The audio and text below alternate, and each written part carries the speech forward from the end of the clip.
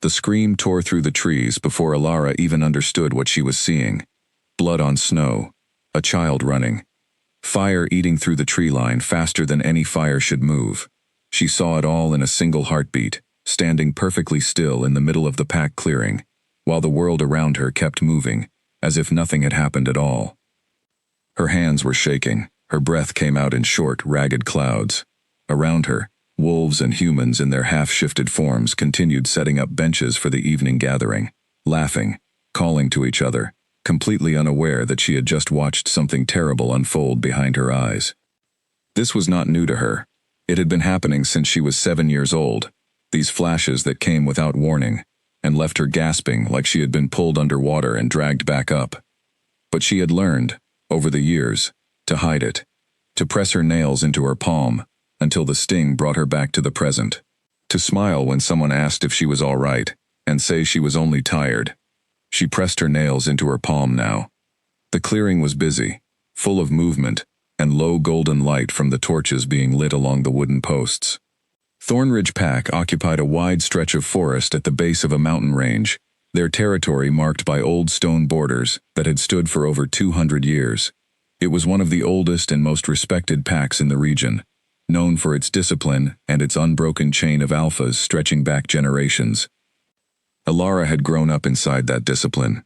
She knew every rule before she could properly speak. Obedience first, strength second. Emotion, if it had to exist at all, came a distant third. It was not a cruel pack, not exactly. It was simply a pack that valued control above almost everything else, and control was the one thing Alara had never fully possessed, not since the visions began. She glanced across the clearing and found her mother, Marisol, arranging cloth over one of the long tables. Marisol caught her eye for a moment, gave her a small nod, and returned to her work. It was the kind of exchange they had grown used to, distant, careful.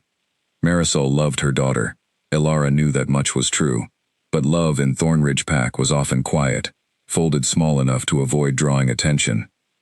Her father, Fenwick, stood near the Alpha's platform, deep in conversation with two of the senior hunters.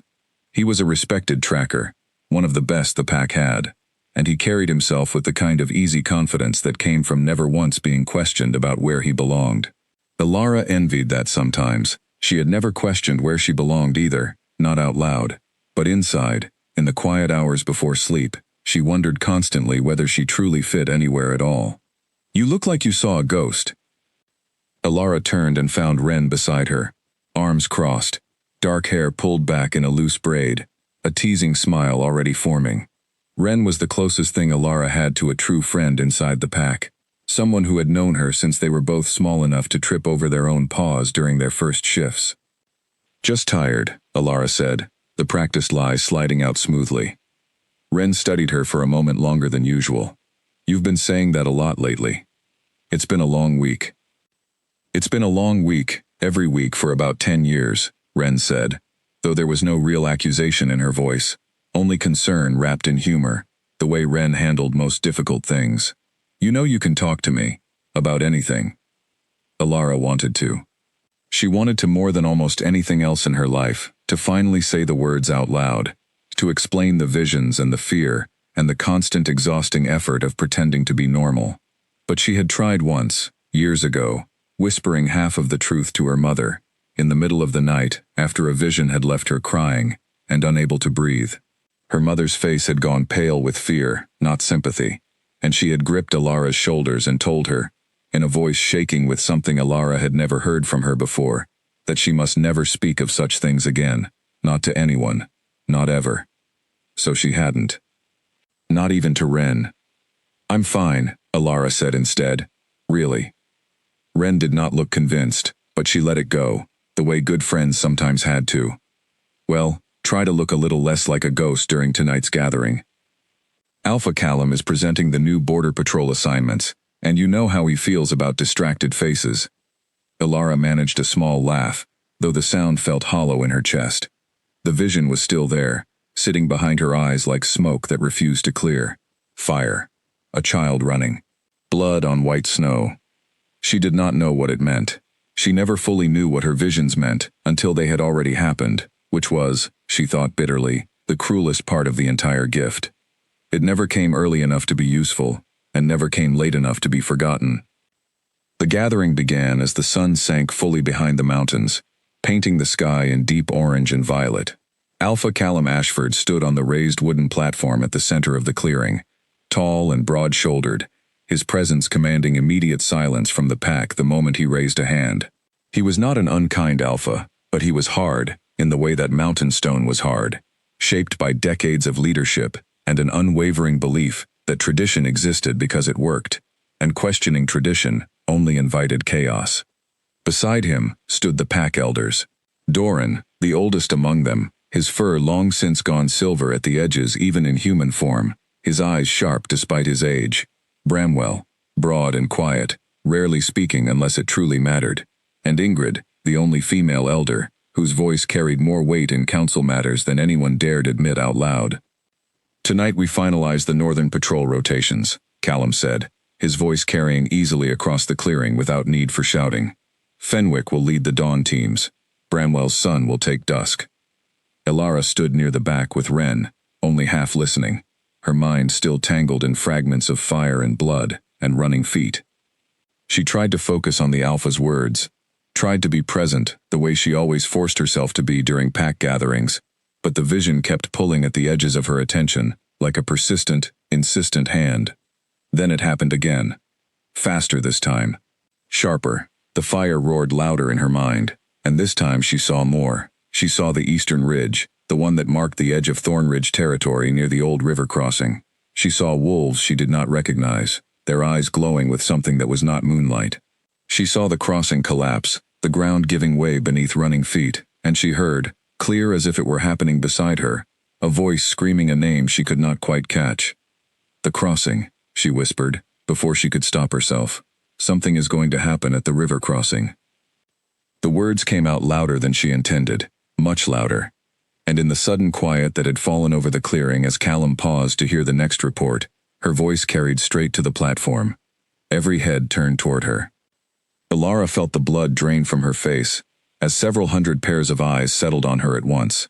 Ren's hand found her arm, a silent question, a silent warning. Too late. "Who spoke?" Callum asked, scanning the crowd, his brow furrowed in mild irritation at the interruption. Nobody answered for a long, agonizing moment. Then, because staying silent now would only make things worse, Elara stepped forward, her legs feeling strangely disconnected from the rest of her body. "I did," she said. Her voice did not shake, though everything inside her was shaking. "Alpha Callum, I think something dangerous is coming. At the river crossing, I saw it." A ripple of murmurs moved through the gathered pack. Elara caught fragments of it, words like strange and unsettling, and what does that even mean, spoken low but not low enough. Her father's face, visible near the front of the crowd, had gone tight with something between confusion and alarm. Callum studied her for a long moment, his expression unreadable. Saw it how? This was the question she had feared her entire life. The question that demanded an answer she had never once been allowed to give. "I don't know exactly," she admitted, her voice smaller now. I see things sometimes. Before they happen, I saw fire, and wolves I didn't recognize, and the ground giving way at the crossing. I think it's a warning." The murmurs grew louder. Elder Doran leaned toward Callum, and said something too quiet for Elara to hear, but she saw the way Callum's jaw tightened in response. "You see things," Callum repeated slowly, as though testing the strangeness of the words in his own mouth. "Visions." "Yes." "And how long has this been happening?" Elara hesitated. There was no version of the truth that would make this easier. "Since I was young, since I was 7. The clearing had gone almost entirely silent now, aside from the crackle of torches and the distant call of some night bird high in the trees. Elara could feel the weight of every stare pressing down on her, could feel her mother somewhere in the crowd, frozen, could feel her own heartbeat pounding so loudly she was certain the wolves nearest her could hear it. "And you have never spoken of this before," Callum said. It was not really a question. "No, Alpha." "Why?" "Because she was afraid. Because her own mother had told her never to speak of it.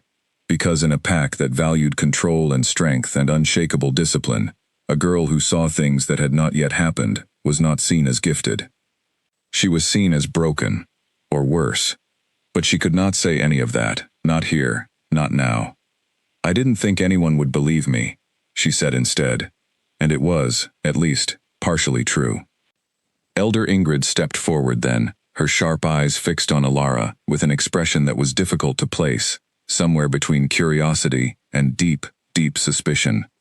Visions of the future are not a natural gift, child, not among wolves. If such a thing existed at all, it would be the mark of something far older, far stranger than anything our pack has dealt with in generations. I'm not lying, Alara said, though her voice cracked slightly on the last word, betraying just how frightened she truly was.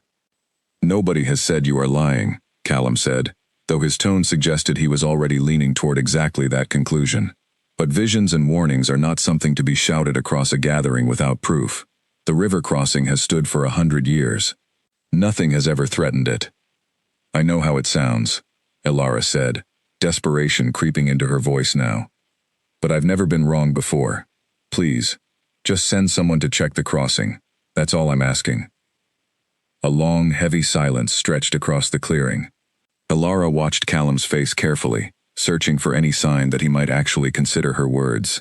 For a moment, just a moment, she thought she saw something shift behind his eyes. Then Elder Bramwell spoke for the first time that evening, his low voice cutting through the silence like a blade. Alpha, with respect, we cannot allow the pack to believe that unproven claims of unusual sight will now dictate our patrol decisions. It sets a dangerous precedent. Several elders nodded in agreement. Alara felt her stomach drop. I understand the concern, Callum said finally, but a simple patrol check costs us little. He turned to one of the younger hunters near the platform. Take 2 others, check the river crossing before dawn. Report back anything unusual. It was not the full acknowledgement Alara had hoped for, not the immediate alarm she felt the vision deserved, but it was something, a thread of hope she clung to, as the gathering slowly resumed its business around her, the murmurs continuing in hushed, uncertain tones. Wren pulled her gently back toward the edge of the clearing, away from the curious and unfriendly stares still lingering in her direction. Why didn't you ever tell me? She whispered, hurt evident beneath the quiet urgency of her voice. I couldn't, Alara whispered back. I didn't know how. You could have trusted me. I know. I'm sorry. Wren said nothing more, but she did not let go of Alara's arm either, and for that small, steady kindness, Alara felt a rush of gratitude so strong, it nearly brought tears to her eyes. Across the clearing, her mother finally approached, her face pale, her movements stiff with barely controlled fear. Alara, Marisol said quietly, pulling her daughter aside from the thinning crowd. What have you done? I had to say something, Mother. I saw it so clearly. People could be hurt. You don't understand what you've started, Marisol said, glancing anxiously toward the platform where the elders still stood in quiet, serious conversation. This pack does not forgive easily. Not for things it doesn't understand. Then help me make them understand, Alara pleaded. You know I'm not lying. You've always known, haven't you? Since I was little. Marisol's eyes filled briefly with something like grief, quickly hidden behind a careful, practiced calm. Get some rest, she said instead of answering. Whatever happens next, you will need your strength. Alara watched her mother walk away, feeling more alone in that moment than she had felt in years, despite standing in the middle of a clearing full of her own pack. Fenwick found her before she reached her den, stepping out from beneath the shadow of an old oak with the quiet, careful movements of a man who had spent his whole life tracking things that did not want to be found. He did not speak at first, only studied her the way he studied broken branches or unfamiliar scent trails, searching for a story hidden underneath the surface. You could have told me, he said finally. I know. I've watched you flinch at nothing since you were small, he said. I thought it was nerves. I thought you would grow out of it. He shook his head slowly, more to himself than to her. I should have asked more questions. Would it have mattered? Alara asked, and she heard the bitterness in her own voice before she could soften it. Would you have believed me any more than they did tonight? Fenwick did not answer right away, and his silence told her more than any words could have. I believe that you believe it, he said eventually. That is not nothing, Alara. But belief and proof are different animals, and this pack has never had much patience for the first without the second. Then I hope the patrol finds something, she said quietly. Because if they don't, I don't know what happens to me. Her father's jaw tightened, the same way Callum's had earlier that evening, and for a moment, she saw the family resemblance so clearly it startled her. Get some sleep, he said, echoing her mother's words from earlier, as though the entire pack had silently agreed there was nothing else useful left to say to her tonight. Whatever comes tomorrow, you will need a clear head to face it. He turned to leave, then paused, glancing back at her with an expression she could not quite read. For what it's worth, he added, I hope you're wrong.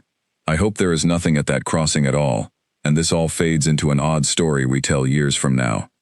Ilara wanted to say she hoped the same thing, but some deep, quiet part of her, the same part that had never once been wrong before, already understood that hope was a luxury she would not be given tonight. She continued toward her den alone, the torches behind her slowly dimming, as the last of the pack drifted back to their own homes, the gathering finally dissolving into ordinary night. The forest around Thornridge territory grew quiet, filled only with the usual sounds of wind through high branches and small creatures moving carefully through the undergrowth. Sounds she had grown up with, sounds that had always meant safety before tonight. Inside her den, she lit a single small lamp and sat on the edge of her sleeping mat, pulling her knees up to her chest, the way she used to when she was very young and frightened of the dark. She thought back, unwillingly, to the very first vision she had ever experienced, the one that had started everything. She had been 7 years old, playing near the creek that ran along the southern edge of the territory, when the world had suddenly gone sideways in her mind. One moment she had been chasing a dragonfly through the reeds, laughing, sunlight warm on her shoulders. The next moment she was somewhere else entirely, watching a great gray wolf fall from a rocky ledge, watching hunters she did not recognize move through unfamiliar trees, hearing a distant howl of grief that did not belong to any voice she knew. She had run home crying that day, unable to explain what had happened, and her mother had held her and rocked her gently and told her it was only a bad dream, a trick of the sun and the running and the excitement of the afternoon.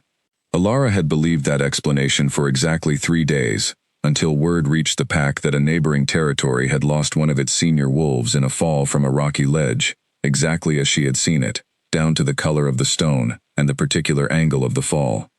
She had told her mother again, certain this time she would be believed. Instead, she had watched fear bloom across her mother's face, fear that had nothing to do with wolves falling from ledges, and everything to do with her own daughter suddenly seeming like a stranger. That was the night Marisol had gripped her shoulders and made her promise, made her swear, never to speak of such things again.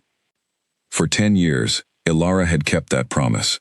10 years of swallowing visions like bitter medicine, smiling through headaches that came from suppressing what her mind desperately wanted to release, learning to read the warning signs early enough to excuse herself from company before anyone noticed the telltale distance in her eyes. 10 years of feeling like a stranger inside her own skin, inside her own pack, inside a life that was supposed to feel like home. And tonight, after 10 years of silence, she had broken that promise in front of the entire pack, in the worst possible way, with no warning and no preparation, blurting out a fragment of vision, loud enough for every wolf present to hear. She almost laughed at the strange, exhausted irony of it. 10 years of careful silence, undone, in a single unguarded moment, and now there was no taking it back, no folding the secret away again where it had always lived. The pack knew now. Whatever happened next, good or terrible, there was no version of her life that returned to how it had been even one single day ago. A soft knock sounded at her door, gentle enough that she almost mistook it for the wind. She opened it to find Wren standing there, still dressed from the gathering, a woven blanket draped over one arm. I couldn't sleep either, Wren admitted, holding up the blanket as though it explained everything. Thought you might want company. Or at least someone to sit with you while you don't sleep. Ilara felt something in her chest loosen slightly at the sight of her friend, the first easing of tension she had felt since the vision first struck her in the clearing. You don't have to. I know I don't have to, Wren said, stepping inside without waiting for a proper invitation, settling onto the floor beside the sleeping mat and wrapping the blanket around both of their shoulders. I want to. Now stop arguing and tell me everything, all of it, from the very beginning. And so, for the first time in 10 years, Ilara did. She told Wren about the creek, and the dragonfly, and the falling wolf. She told her about the headaches, the careful excuses, the constant exhausting effort of appearing normal, in a pack that had no patience for anything else.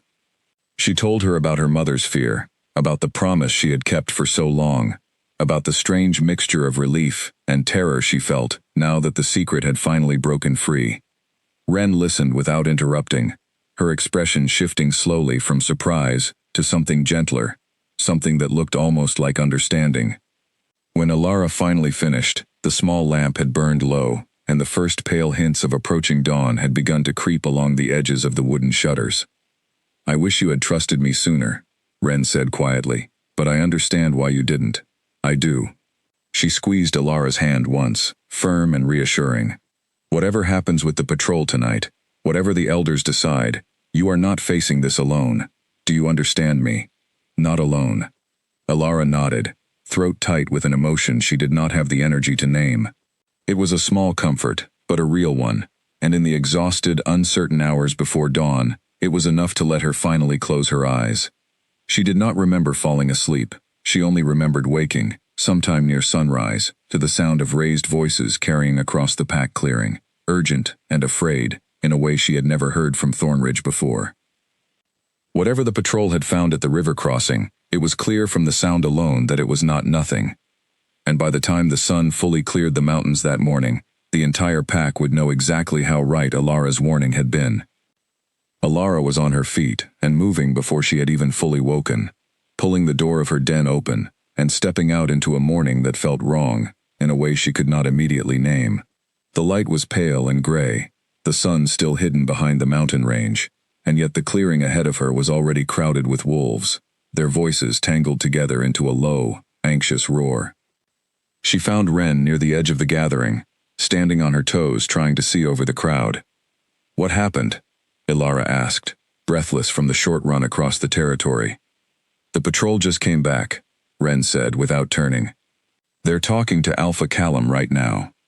Ilara pushed forward, weaving between broad shoulders and murmuring voices, until she reached a point where she could finally see the 3 hunters who had been sent to the river crossing at dusk. They looked tired, their clothes damp from crossing the river more than once, their faces set in the particular grim expression of wolves who had seen something they did not fully understand. Callum stood before them, arms crossed, his expression difficult to read from a distance. Beside him, Elder Doran leaned heavily on a carved wooden staff, listening intently, as the lead hunter, a broad-shouldered young man named Corin, gave his report. "There were tracks," Corin was saying, his voice carrying across the now silent clearing. "Fresh ones. Not ours. Not from any pack registered along the northern border either. The scent was strange, almost masked somehow, like something trying not to be noticed." "How many?" Callum asked. "Hard to say for certain. At least 6, maybe more." The ground near the crossing was disturbed, torn up in places, like there had been some kind of struggle or a hurried retreat. No blood, no bodies, but something was there, Alpha, something that did not want to be found. A wave of uneasy murmurs spread through the crowd. Ilara felt her heart pounding, a strange mixture of vindication and dread rising in her chest all at once. She had been right. Whatever her vision had shown her, it had not been imagination, or delusion, or the fevered nightmare the elders had quietly suspected the night before. Something real had been at that crossing. And yet, as she watched the pack absorb this new information, she realized with a sinking feeling that being right did not automatically mean being believed, or even being thanked. Strange tracks and disturbed ground could mean many things, Elder Bramwell said carefully, breaking the tense silence. Traveling wolves, passing through unclaimed land, a territorial dispute between smaller neighboring packs that has nothing to do with us. There is no proof this connects to the girl's claims at all. The timing seems difficult to ignore, Fenwick said quietly from somewhere near the front, and Ilara felt a surge of gratitude toward her father for speaking up, even carefully, even cautiously. "Timing is not proof," Bramwell replied, unmoved. "Wolves have crossed that river for centuries. This could easily be coincidence." "It could," Callum agreed slowly, his gaze sweeping the crowd until it landed, briefly, on Ilara herself.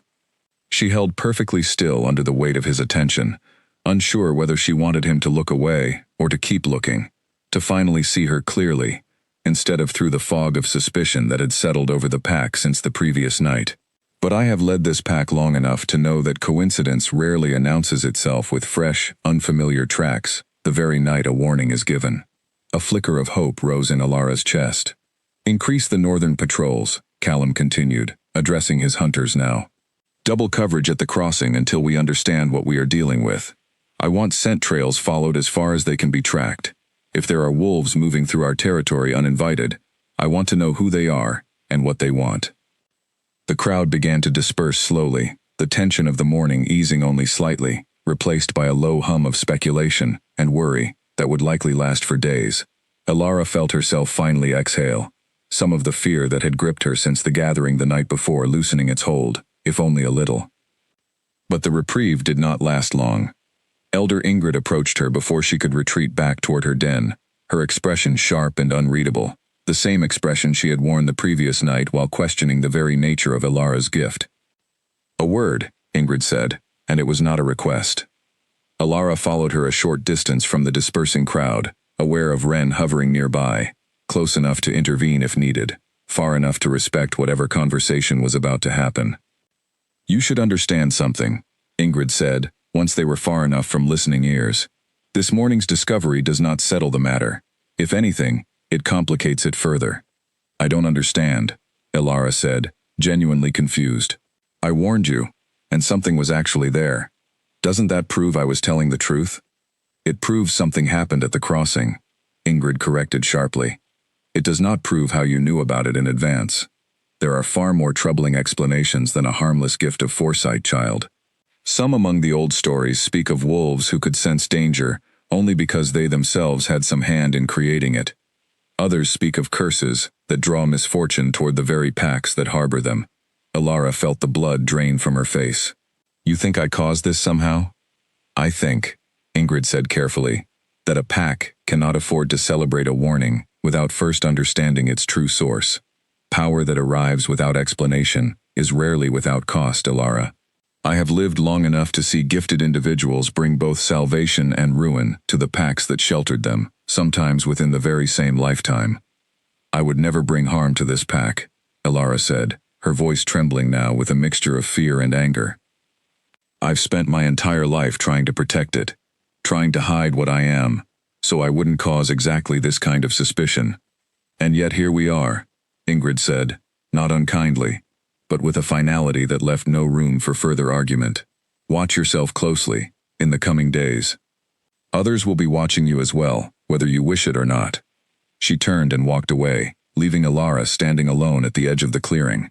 The brief flicker of hope she had felt only minutes earlier, now curdling into something far more uncertain. Ren appeared at her side almost immediately, having clearly overheard at least the tail end of the conversation. She actually thinks you might have caused this? Ren asked, incredulous. After everything you've done to hide what you can do, after living in fear of exactly this kind of reaction? I don't think she knows what to believe, Alara said quietly. None of them do. I don't think I even fully understand it myself. They walked together, back toward the eastern edge of the territory, past pack members who watched Alara, with expressions ranging from cautious curiosity to open wariness. A few offered small nods of acknowledgement, perhaps even gratitude, for the warning that may well have saved lives, but far more looked away entirely, unwilling to meet her eyes, as though proximity to whatever she was might somehow prove contagious. It was a strange, disorienting kind of isolation, Alara thought, to be simultaneously right and unwelcome, to have finally spoken a truth she had hidden for a decade, only to discover that truth made her more of an outsider than her silence ever had. Later that day, as the sun finally climbed fully above the mountains, Alara found herself walking alone, along the edge of the training grounds, needing space to think, needing distance from the whispers that seemed to follow her wherever she went within the pack's territory. She sat beneath a wide, ancient tree at the border of the clearing and closed her eyes, trying to steady the storm of thoughts still churning inside her. She did not summon the next vision. It came for her instead, the way they always did, without invitation or warning. This one was different from the flashes she usually experienced. Longer, more vivid, more deliberate somehow, as though something on the other side of her sight was finally trying to communicate, rather than simply overwhelm. She saw moonlight pooling silver across dark water. She saw an old wolf standing at the edge of a forest she did not recognize, watching her with eyes that seemed to know her, though she had never seen this creature before in her life. She heard, faint and distant, a voice that was not quite words, more like a feeling pressed directly into her mind. Not cursed, chosen. But chosen for what, the vision did not say. She gasped awake, her heart pounding, sweat beading along her hairline despite the cool morning air. This vision felt different from all the others, less like a warning of danger, and more like the edge of something enormous she had not yet begun to understand. "Alara?" She turned to find her father approaching, his expression tight with concern. "You've been sitting here a long time. Are you all right?"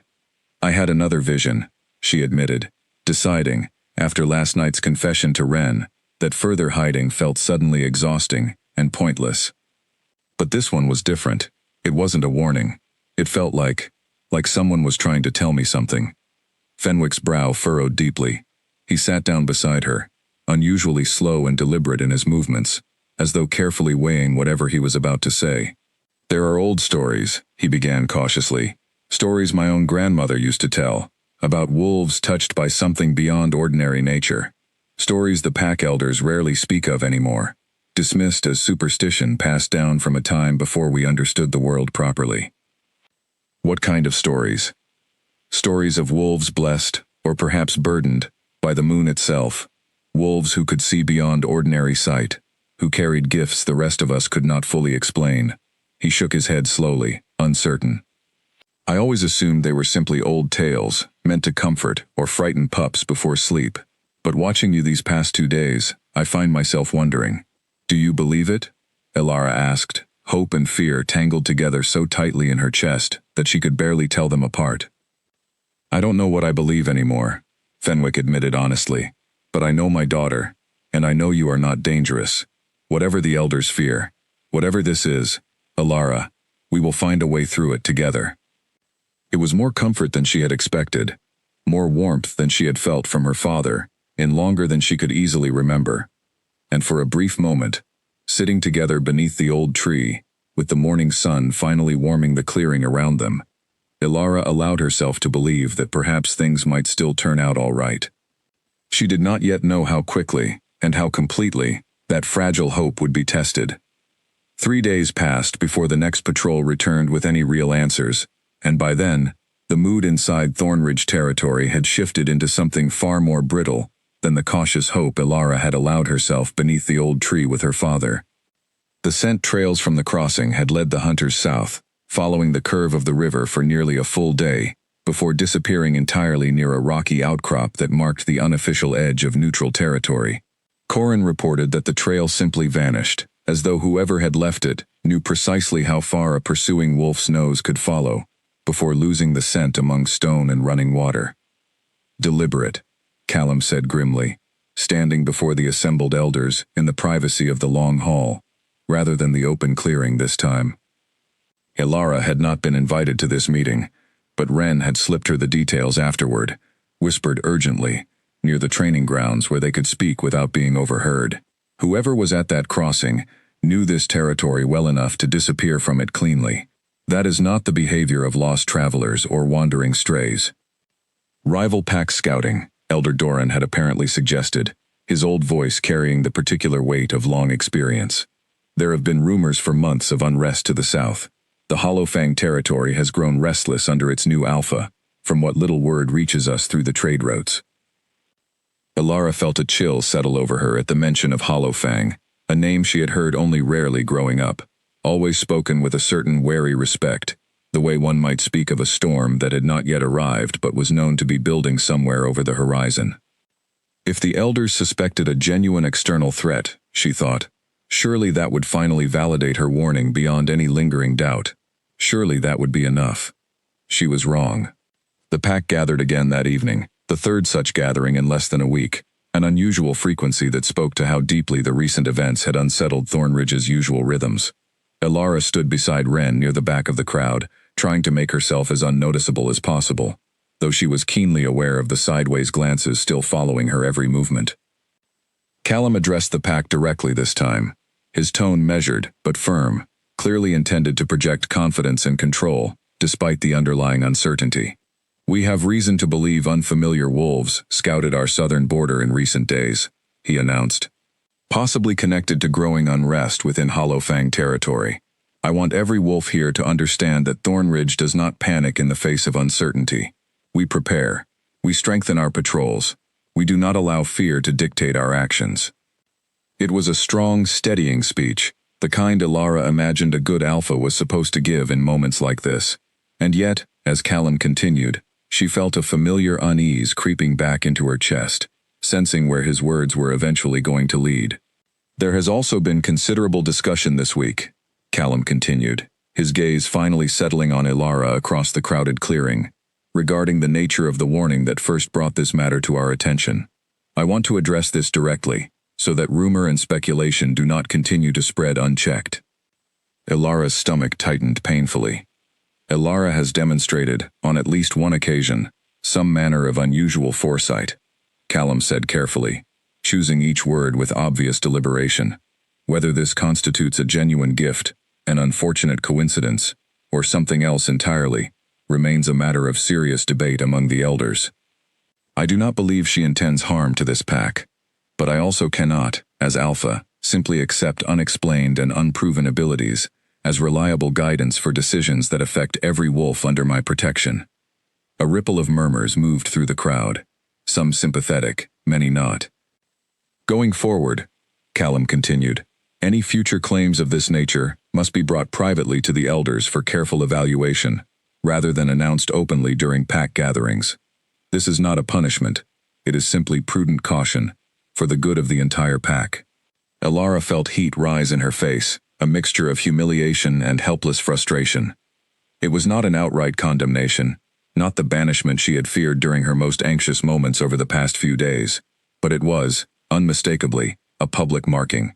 A line drawn clearly between herself and the rest of the pack, however carefully worded to sound reasonable.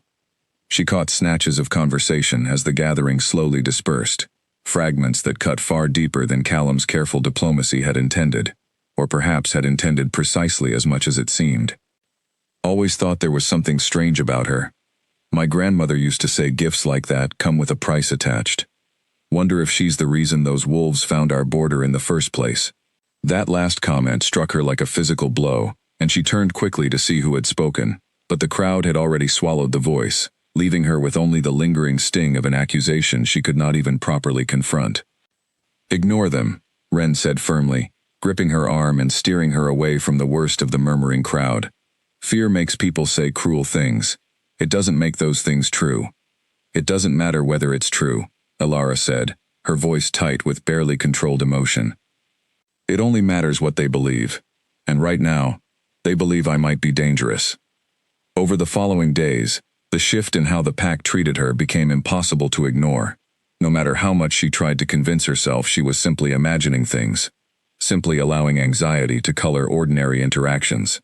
Pack members who had once greeted her warmly now offered only stiff, brief nods, before finding reasons to be elsewhere. Mothers steered their pups gently away when she passed, murmuring quiet reassurances that did nothing to soften the sting of being treated like something potentially contagious. Even at the communal meals, where the entire pack traditionally gathered to share food and conversation, Elara increasingly found herself sitting at the very edges, the space around her strangely, deliberately empty. Her mother, if anything, grew even more distant, as though the public marking Callum had placed on Elara confirmed every fear Marisol had carried silently for the past decade. They spoke rarely now, and when they did, the conversations remained carefully surface level, neither willing to address the widening gulf that had opened between them. Her father remained steady, at least, continuing to check on her most evenings, continuing to insist quietly that he did not believe the growing suspicion surrounding her. But even Fenwick's support came with a certain careful restraint, a visible awareness of how closely his own standing within the pack was now being watched simply by association with his daughter. Only Ren remained entirely unchanged, fiercely and stubbornly loyal, Despite the social cost that loyalty increasingly carried. She continued sitting beside Alara at meals, continued walking openly with her through the territory, continued defending her whenever whispered accusations grew too loud to ignore. It was a kindness Alara knew she could never fully repay, and one she worried, with growing dread, might eventually cost Ren far more than either of them wanted to admit. The visions did not stop during this difficult stretch. If anything, they grew more frequent, more insistent, as though the act of finally acknowledging her gift after 10 years of suppression had opened some internal floodgate that could no longer be easily closed. She saw fragments of futures both mundane and troubling, a torn awning during a coming storm, a minor injury during training that she managed to quietly prevent through a carefully timed warning, moments of genuine, undeniable foresight that she nonetheless kept almost entirely to herself now, terrified of drawing further unwanted attention. It was during one such quiet moment, nearly 2 weeks after the initial gathering, that Alara experienced the vision that would ultimately change everything. She was alone near the eastern border, gathering herbs for her mother under the thin pretense of reconciliation, when the world around her dissolved suddenly into darkness and fire. This vision came harder than any before it, dropping her to her knees in the soft earth, as images tore through her mind with brutal, overwhelming clarity. The river crossing, ablaze. Wolves she now recognized, having heard their description repeated so often over the past weeks. Wolves bearing the distinctive dark markings of Hollow Fang territory, moving through Thornridge land with clear and violent intent. She saw Corin fall, badly wounded, near the base of the old stone marker. She saw fire spreading rapidly through the eastern tree line, dangerously close to the training grounds where pups often gathered during afternoon lessons. And beneath it all, she heard again that same distant, screaming voice. And this time, finally, she understood the name it was calling. Ren. The vision released her all at once, leaving her gasping on her hands and knees in the dirt, tears streaming unbidden down her face. She had seen enough fragments over the past weeks to understand, with sickening clarity, that this was not some distant possibility or vague warning. This was close. This was coming soon, perhaps within days, and this time, the danger reached directly into the heart of everything and everyone she cared about most. She staggered to her feet and ran, faster than she had ever run in her life, back toward the pack clearing, desperate to find someone, anyone, who might finally listen. She did not yet know that this time, no matter how urgently she pleaded, no matter how clearly she described what she had seen, the pack's trust in her had already eroded too far to be easily rebuilt. Alara found Callum near the training grounds, deep in conversation with Elder Bramwell about the coming week's patrol rotations. She did not wait for an appropriate pause in their discussion, did not bother with the careful, deferential approach the pack expected of her now. She simply ran directly toward them, breathless and shaking, her voice cracking as the words tumbled out faster than she could properly order them. Hollow Fang is coming. Soon. Maybe tomorrow. Maybe the day after.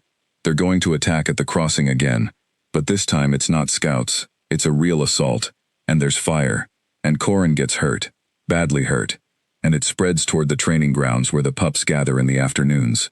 Please, you have to listen to me this time. Callum's expression shifted through several emotions in rapid succession: surprise, concern, and finally, something closer to weary skepticism that struck Alara harder than open anger would have. Alara, he said, his voice carefully controlled, I understand you believe what you're telling me.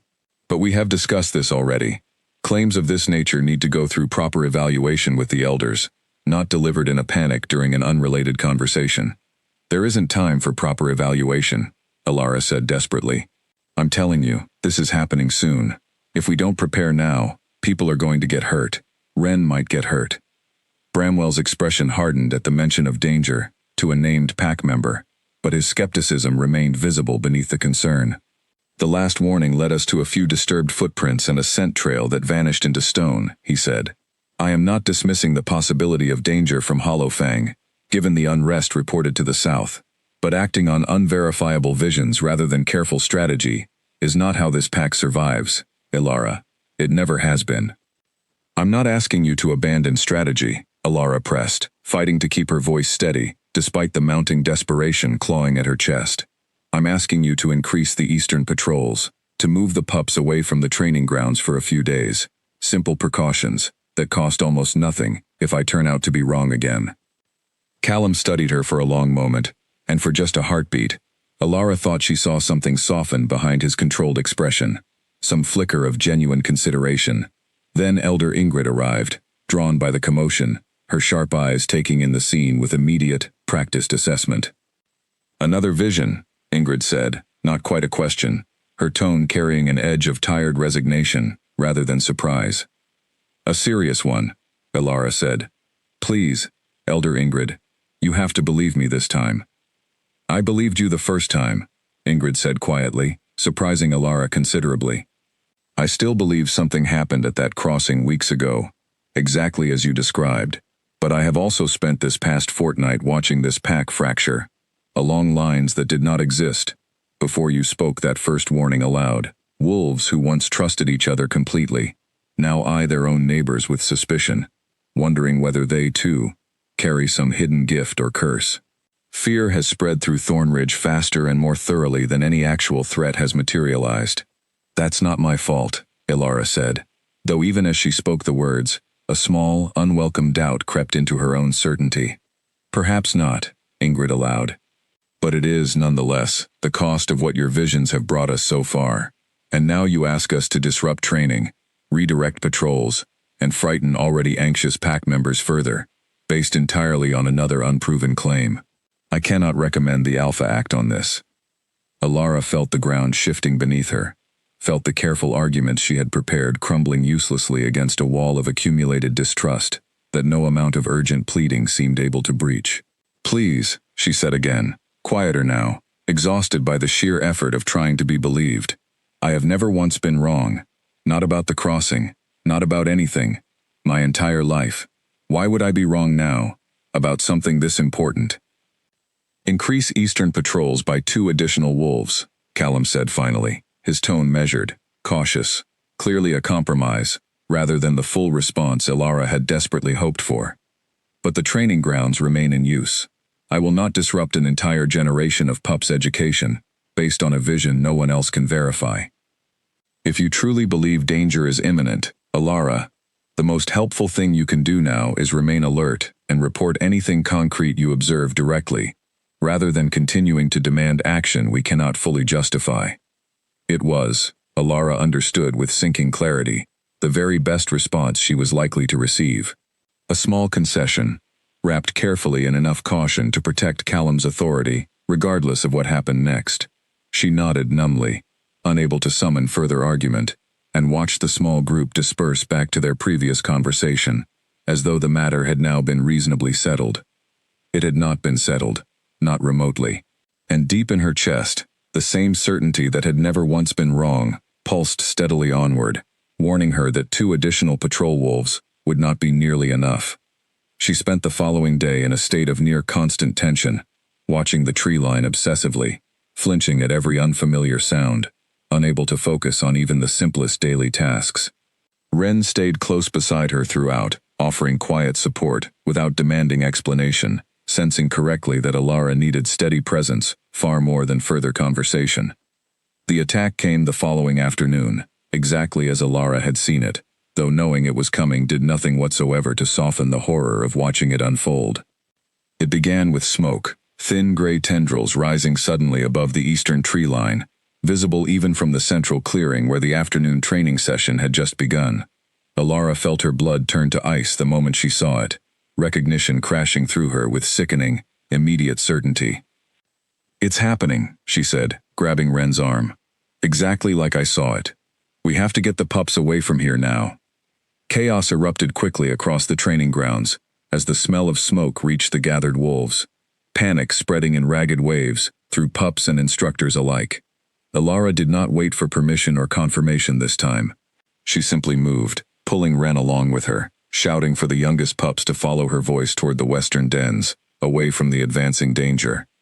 Behind them, older wolves and hunters were already shifting into their full forms, racing toward the eastern border where the smoke continued to thicken ominously against the pale afternoon sky. Alara caught brief, terrible glimpses of the unfolding battle as she guided the frightened pups to safety, dark, unfamiliar wolves, clashing violently with Thornridge's defenders near the burning tree line, exactly the scene her vision had shown her days earlier. She saw Corin fall, just as she had foreseen, a hollow-fanged wolf's claws catching him across the shoulder as he attempted to shield a younger hunter from an incoming attack. She wanted desperately to run to him, to help somehow, but the terrified pups, still clinging to her, still depending entirely on her guidance, held her firmly in place, her responsibility to them outweighing every other instinct screaming through her body.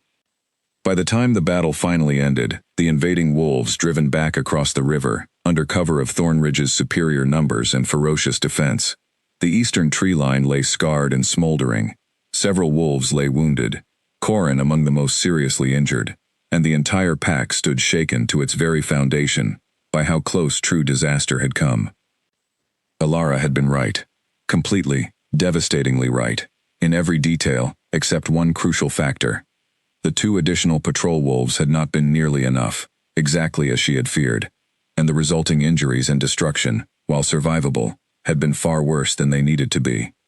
She should have felt vindicated. Instead, standing at the edge of the smoldering tree line that evening, watching healers tend to Corin's wounds, while the rest of the pack moved through the aftermath in stunned, exhausted silence, Elara felt only a deep, hollow dread settling over her. Because she understood, with terrible clarity, exactly how a frightened, grieving pack would choose to explain a disaster this close to home. And she understood, even before the first accusing whispers began to circulate through the wounded, smoke-stained clearing, precisely who they would decide to blame. The whispers began before Corin's wounds had even been fully bandaged, spreading through the smoke-stained clearing with the particular speed that only fear and grief could provide. Elara heard fragments of them as she moved among the shaken survivors, trying uselessly to help however she could, offering water and clean cloth to healers who accepted her assistance with visibly reluctant hands. She knew exactly when it would happen. How does someone know that much unless they're somehow connected to it? My grandmother always said gifts like that never come without a price, and now we know exactly who paid it. She tried to tell herself these were simply the words of frightened, exhausted wolves processing a terrible afternoon, words that would fade once the immediate shock passed, and calmer reasoning returned. But as the evening wore on, the whispers did not fade. If anything, they grew louder, more numerous, spreading from wounded hunters to frightened mothers to elders who had, until recently, at least maintained careful neutrality on the question of what exactly Elara's visions meant. Elder Bramwell found her near the healing tents shortly after nightfall, his expression grim, in a way that made her stomach twist with sudden, sharp dread. "Alpha Callum wishes to speak with you," he said, "now, in the long hall." "Is Corin all right?" she asked, unable to fully suppress the desperate need to know, even as fear for her own situation clawed at her chest. "He will recover," Bramwell said, offering nothing further, no reassurance, no acknowledgement of the warning she had given days earlier that might have prevented his injury entirely, if only it had been taken seriously enough. "Come with me." The long hall stood at the center of Thornridge territory, a solid wooden structure reserved for the pack's most serious matters, disputes between families, decisions regarding territory boundaries, questions of leadership succession. Elara had entered it only a handful of times in her entire life, always for minor ceremonial occasions, never once for anything resembling what she now sensed was about to happen. Inside, the hall had been arranged with unusual formality. Callum sat at the head of a long wooden table, flanked by Elder Doran, Elder Bramwell, and Elder Ingrid. Several senior hunters stood along the walls, their expressions carefully neutral in the way of wolves who had been ordered to observe rather than participate. Her father sat near the back of the room, his face pale and tense, clearly having been summoned as well, though whether as support for his daughter, or simply as a concerned pack member, Elara could not immediately tell. Her mother was notably absent. "Sit," Callum said, gesturing toward a single chair positioned before the long table, isolated deliberately. Elara understood immediately, from any suggestion of alliance or support. She sat, her legs feeling unsteady beneath her, her heart pounding so loudly she was certain everyone in the room could hear it. "We are gathered tonight," Callum began, his voice carrying the formal weight reserved for the hall's most serious proceedings, "to address the events of this afternoon, and the broader question of what your continued presence means for the safety and stability of this pack. I warned you, Elara said, unable to stop the words from spilling out despite the formality of the proceedings. I told you exactly what was going to happen, and I asked for more patrols, and you only sent 2 additional wolves. If Corin is hurt tonight, that is not because of anything I did. That is because my warning wasn't taken seriously enough. Watch your tone, Elder Bramwell warned sharply. She raises a fair point, Fenwick said from the back of the room, his voice tight with barely restrained emotion. My daughter warned this pack twice now, and twice her warnings proved accurate. If anything, tonight should serve as proof of her gift's value, not grounds for punishment. That is precisely the difficulty we now face, Elder Doran said, his old voice carrying a weight of genuine troubled consideration, rather than open hostility. Twice now, danger has arrived exactly where and when Elara predicted it would. Some among us see this as clear evidence of a valuable protective gift. Others see it as evidence of something far more troubling, a connection to danger that runs deeper than simple foresight. You think I'm somehow causing this, Elara said, the accusation finally spoken aloud in the formal setting, stripped of the careful euphemisms that had surrounded it in whispered conversation throughout the day. We do not know what to think, Callum said, and for the first time, Elara heard genuine uncertainty beneath his careful alpha's composure. That is precisely the problem, Elara. Your gift, whatever its true nature, has brought this pack accurate warnings and devastating harm in nearly equal measure. 2 attacks in as many weeks, both predicted by you in advance, both resulting in real injury despite that advance warning. Because you didn't listen closely enough, Elara said, desperation creeping back into her voice. Both times, I told you exactly what was coming, and both times, the response fell short of what was actually needed. That's not my failure. That's a failure of trust. Or, Elder Ingrid said quietly, it is evidence that your foresight, however genuine, cannot actually prevent the harm it foresees. Which raises a very old and very troubling question among wolves who study such matters.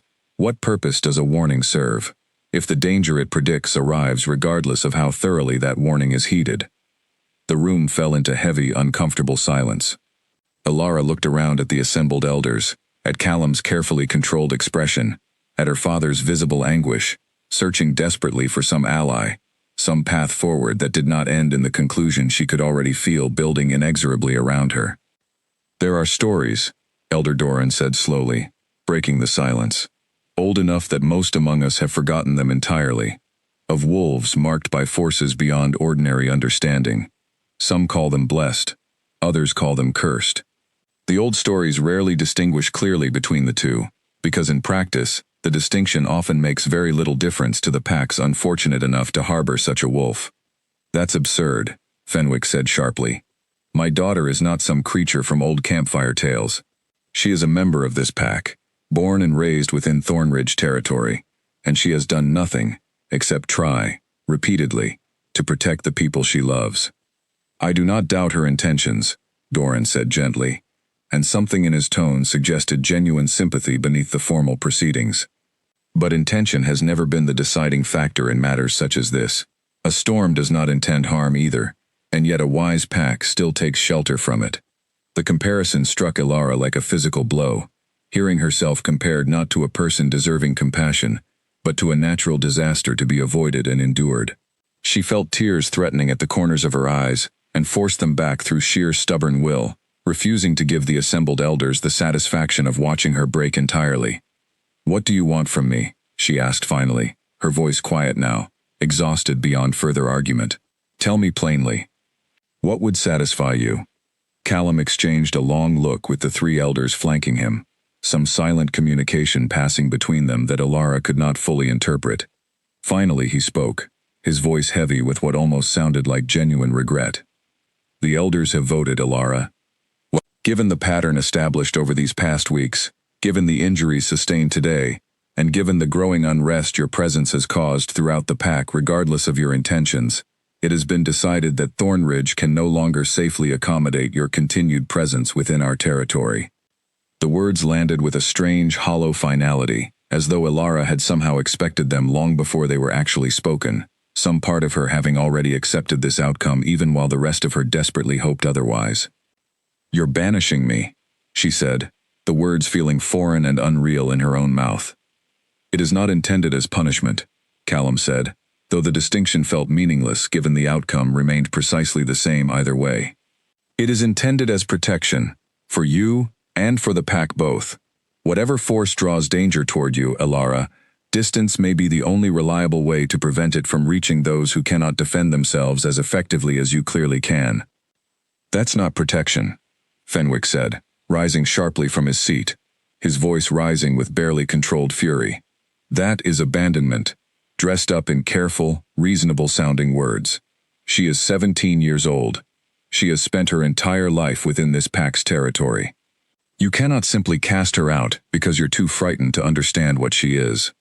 "Fenwick," Callum said, his tone carrying a clear warning now, "I understand this is difficult, but the decision has been made, and it stands. You may accompany your daughter to the border if you wish. Beyond that, I strongly advise against further challenge to this council's judgment." Elara watched her father's face cycle through fury, grief, and finally a kind of exhausted, defeated resignation, the recognition that no further argument, however passionate, would change the outcome now formally decided. She felt something inside her own chest crack quietly at the sight, some final fragile hope finally, completely extinguished. "When?" she asked, forcing the single word out through a throat suddenly tight with unshed grief. "Dawn," Callum said. "You will gather what you need tonight. Tomorrow, you leave Thornridge territory, and you do not return unless expressly invited by this council." Elara nodded slowly, unable to summon any further words, and rose from the isolated chair on legs that felt distant and unsteady beneath her. She walked from the long hall without looking back at the assembled elders, without acknowledging the weight of their collective judgment pressing down upon her shoulders, focusing entirely on the simple, immediate task of placing one foot in front of the other, until she reached the cool night air outside. She did not yet know how she would survive beyond the only home she had ever known. She only knew, with the same unshakable certainty that had never once been wrong, that tomorrow, everything about her life would change completely, and there would be no path back to who she had been before. Dawn arrived too quickly, gray light creeping over the mountains with the same indifferent beauty it always carried, entirely unbothered by the fact that it marked the last morning Elara would ever wake within Thornridge territory as one of its own. She had spent most of the night packing what little she could reasonably carry, standing alone in her small den, long after Wren had finally been convinced to return to her own family, exhausted from hours of quiet, furious argument on Elara's behalf that had ultimately changed nothing. A worn traveling pack, waterproof cloth for shelter, dried meat and preserved fruit that would need careful rationing, a small knife her father had given her years ago for her first solo hunting trip. It felt absurdly inadequate, gathering the entirety of a life's preparation into a single pack, meant to be carried on her own back, into an uncertain future. Her mother came to her sometime before first light, slipping quietly into the den without announcement, her face pale and drawn in the dim lamplight. "I should have told you the old stories," Marisol said without preamble, her voice thick with an emotion Elara had rarely heard from her before, something between grief and guilt. "I should have prepared you for this possibility, instead of teaching you only fear and silence." "Why didn't you?" Elara asked, too exhausted and heartbroken to soften the question with any particular gentleness. "Because I was afraid," Marisol admitted. "Afraid of what it would mean if the stories were true. Afraid of losing you to something I couldn't understand or protect you from." She reached out, hesitant, and gently touched Elara's cheek, a gesture of tenderness so rare between them that Elara felt tears finally break free, despite her earlier resolve to remain composed. "I have failed you, my daughter. In trying to keep you safe, I only made you more alone. I forgive you," Elara said softly, and found, somewhat to her own surprise, that she meant it entirely. Anger, at her mother's years of careful silence, felt suddenly small and pointless against the enormity of what now lay ahead. "Whatever happens next, I don't blame you for any of it." Marisol pulled her into a fierce, tight embrace, holding her daughter as though trying to memorize the shape of her before the moment ended. "Wherever you go," she whispered against Elara's hair, Know that you carry this pack's blood. Whatever the elders decide about your place within it, that does not simply disappear because of a formal decision made in a hall full of frightened old wolves. The walk to the border felt simultaneously far too short and unbearably long, the entire pack gathering in a loose, silent crowd along the path leading toward the western boundary markers, watching with expressions ranging from open grief to carefully guarded relief that the matter was finally, formally settled.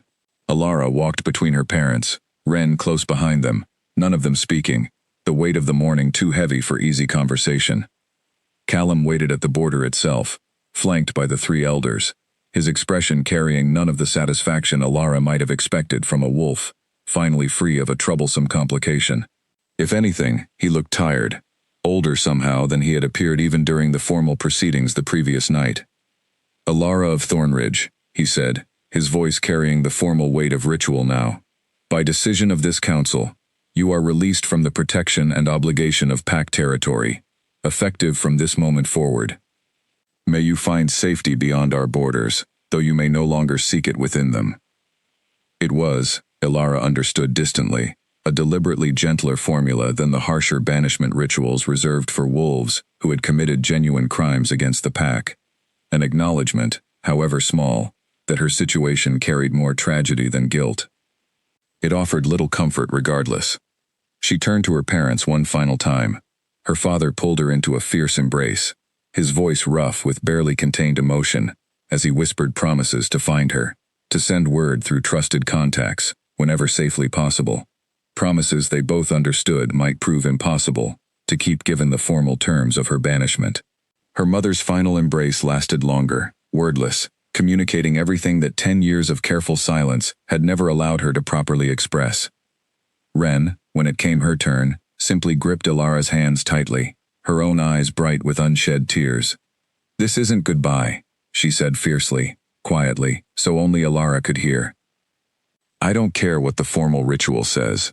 I will find a way to stay connected to you, whatever it takes." Alara nodded, unable to trust her own voice, and turned finally toward the border markers, toward the unfamiliar forest stretching beyond Thornridge territory, into land she had never once had reason to explore in her entire sheltered life. She crossed the boundary without looking back, understanding somehow that looking back now would only make the walking forward impossibly harder, and continued into the trees until the sounds of the gathered pack finally faded entirely behind her, replaced by the unfamiliar, indifferent quiet of unclaimed wilderness. The first days alone tested every skill she had ever learned within the relative safety of pack territory, and revealed, painfully, exactly how much of that skill had depended on structures and support she no longer possessed. She knew how to hunt, but hunting alone proved far more difficult than hunting within a coordinated group, and her early attempts yielded frustratingly little, beyond exhausted effort and gnawing hunger. She knew how to build basic shelter, but the materials available in unfamiliar terrain differed enough from what she was accustomed to that her first attempts collapsed embarrassingly within hours of construction. Worse than the physical challenges, though, was the crushing isolation, a loneliness so complete it felt almost physical in its weight. She had grown up surrounded constantly by pack, by family, by the low background hum of community that she had never fully appreciated until its sudden total absence.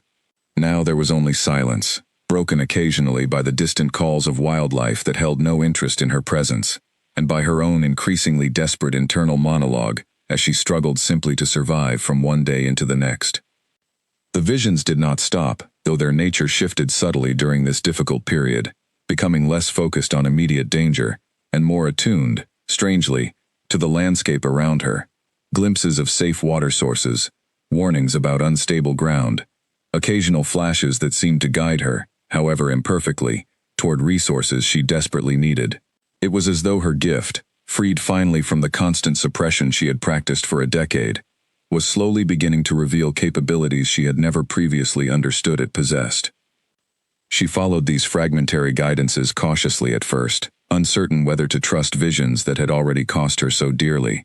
But as days stretched into a full week, and then nearly 2, the accuracy of these smaller, gentler warnings gradually rebuilt a measure of confidence she had feared, permanently shattered by the pack's rejection.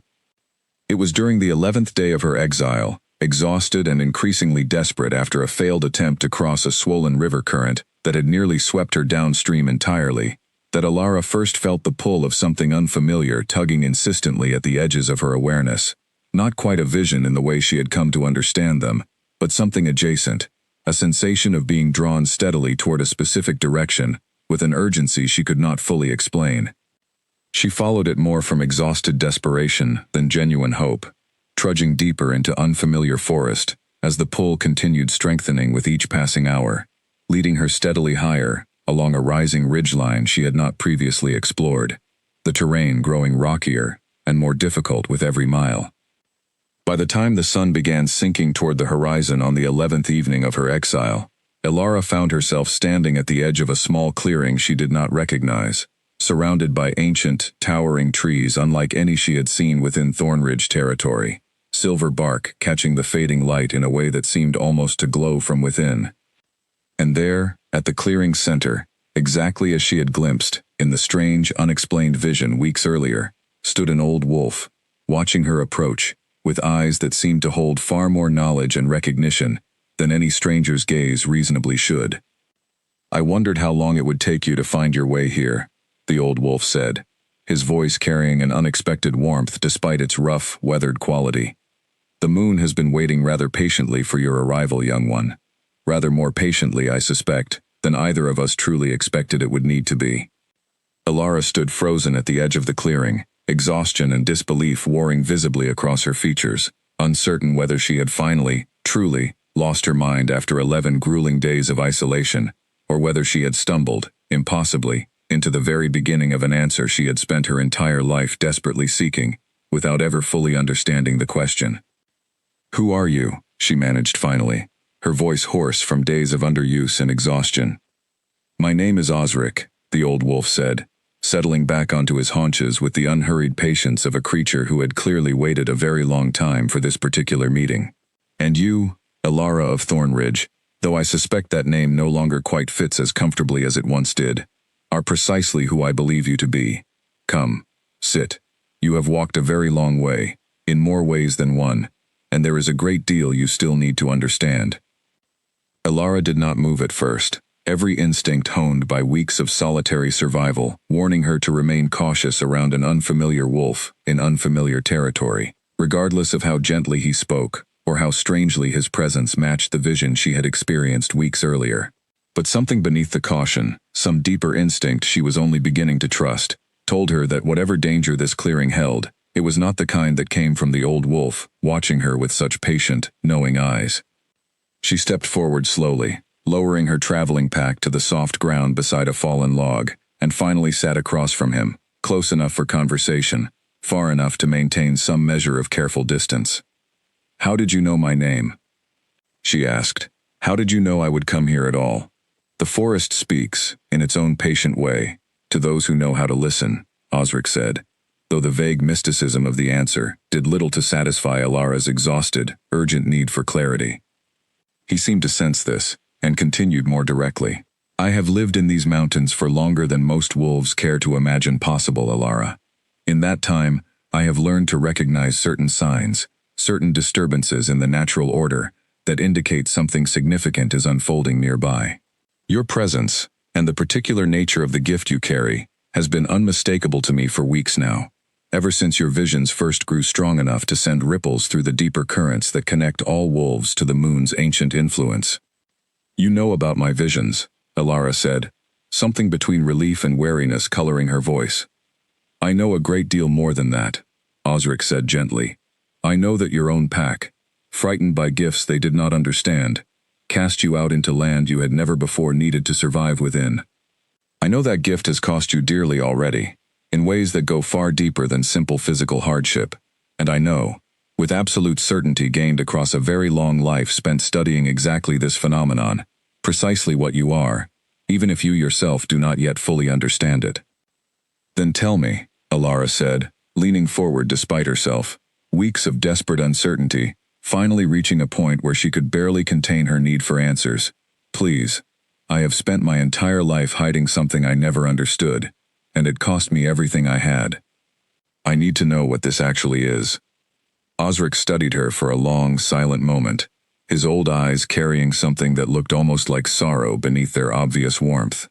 "You are moon-blessed," he said finally, the words settling into the quiet clearing with unmistakable weight. "A designation so rare that most wolves alive today have never encountered a true example of it, myself included, until you arrived in these woods 11 days ago, drawn here by instincts you likely could not have explained if asked." "Moon-blessed," Ilara repeated slowly, the term unfamiliar and strange in her own mouth. "What does that actually mean?"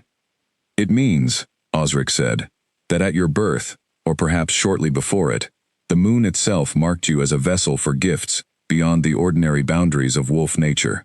Foresight, certainly, the visions you have carried since childhood. But foresight alone represents only the smallest fragment of what such a blessing typically carries within it, once properly understood and cultivated rather than suppressed out of fear and misunderstanding." "What else, then?" Ilara asked, equal parts fascinated and overwhelmed by the sudden flood of explanation after so many years of confused isolation. "Heightened intuition, beyond simple foresight," Osric said, beginning to count the traits on his weathered claws with the careful precision of long familiarity. "An ability to sense danger and safety alike within the natural world around you, which explains, I suspect, how your visions guided you successfully to water and shelter during your difficult journey here, despite your unfamiliarity with this terrain. A deep, instinctive connection to healing, though this particular gift often requires considerable training before it can be reliably accessed and controlled. And, in the rarest and most fully developed cases, an ability to draw directly upon the moon's own power during its fullest phases, strengthening every other aspect of your nature, considerably beyond what an ordinary wolf could ever hope to achieve." Ilara sat in stunned silence, trying to absorb the sheer scope of what Osric was describing, so far beyond the frightening, uncontrollable visions she had spent a decade desperately trying to suppress and hide. "Why me?" she asked finally, the question that had haunted her entire life, finally finding voice in the safety of this strange, silver-barked clearing. "Why would something like this happen to me? Of all wolves. I never asked for any of this. I never wanted to be different." "I cannot answer why the moon chooses whom it chooses," Osric admitted honestly. "That mystery has puzzled far older and wiser wolves than either of us, across many generations. But I can tell you this. The moon does not typically bestow such gifts upon wolves. It considers unworthy of carrying them. Whatever burden this blessing has placed upon your young life so far, Ilara, it was given to you, specifically, because something within you was recognized as capable of bearing it, however difficult that burden has proven in practice." "It doesn't feel like a gift," Ilara said quietly, old grief rising unbidden at the memory of the pack's collective rejection, at her mother's decade of fear, at the humiliation of standing before the elders while they debated whether she represented salvation or curse. "It feels like it destroyed everything I once had." "Gifts of significant power rarely arrive without significant cost," Osric said, his tone gentle but unflinching in its honesty. "I will not pretend otherwise, or offer you false comfort about a loss that is genuinely, deeply painful. Your pack failed you, Ilara, through fear and misunderstanding, rather than any true fault of your own. That failure is real, and the grief it has caused you is entirely valid." He paused, studying her carefully. "But I will also tell you this. What feels right now, like the ending of everything you once knew, may yet prove to be only the very beginning of something far larger than the life Thornridge Pack was ever prepared to offer you." They spoke long into the night that followed, Osric patiently answering question after question, as Ilara's exhausted mind finally began processing weeks of accumulated confusion and fear. He explained that moon-blessed wolves had appeared perhaps a handful of times, across many generations, scattered unpredictably across different packs and territories, their gifts often misunderstood and mishandled by communities entirely unprepared to recognize what they were actually witnessing. He told her of one such wolf, generations past, whose foresight had ultimately saved an entire pack from a devastating plague, though only after years of initial suspicion and fear, nearly identical to what Ilara herself had experienced. He told her of another, further back still, whose healing gifts had become legendary throughout the wider wolf community, though that wolf, too, had faced considerable early rejection, before finally proving the true value of abilities that initially seemed frightening and unexplainable to those around them. The pattern repeats with troubling consistency, Osric admitted. Fear arrives first, nearly always, because unfamiliar power frightens those unprepared to understand it. Understanding and acceptance, when they arrive at all, typically come only much later, often after considerable unnecessary suffering has already occurred on both sides. "How do you know all this?" Elara asked eventually, curiosity finally overcoming exhaustion enough to turn the conversation toward her mysterious host himself. "How do you know so much about wolves like me?" Osric's expression grew distant for a moment, old memory clearly stirring behind his weathered eyes. "Because I once walked a very similar path myself," he said quietly. "Many, many years ago, before age and solitude reshaped both my body and my understanding of the world into what you see before you now." Elara's breath caught. "You're moon-blessed too?" "I was," Osric confirmed. "Though my particular gift manifested differently than yours has, an unusually deep connection to healing, rather than foresight, discovered far too late to save the pack I was born into from a conflict I might otherwise have helped prevent, had my abilities been recognized and trusted, rather than dismissed as I grew into them." A flicker of old grief crossed his weathered features. "I understand rejection, Elara, in ways few others still living could properly claim to understand. And I understand, perhaps better than anyone else you are likely to encounter, exactly what it costs to finally step fully into abilities that others fear, rather than celebrate." "Will you help me?" Elara asked, the question emerging with more raw vulnerability than she had intended, weeks of desperate isolation, finally cracking through her carefully maintained composure. "Will you teach me to actually understand this, instead of just surviving it?" Osric studied her for a long, considering moment, something that looked almost like relief settling behind his ancient eyes, as though he too had waited a very long time for exactly this request. "I have watched this clearing for many years, Elara, waiting, though I did not always fully understand what precisely I was waiting for," he said finally.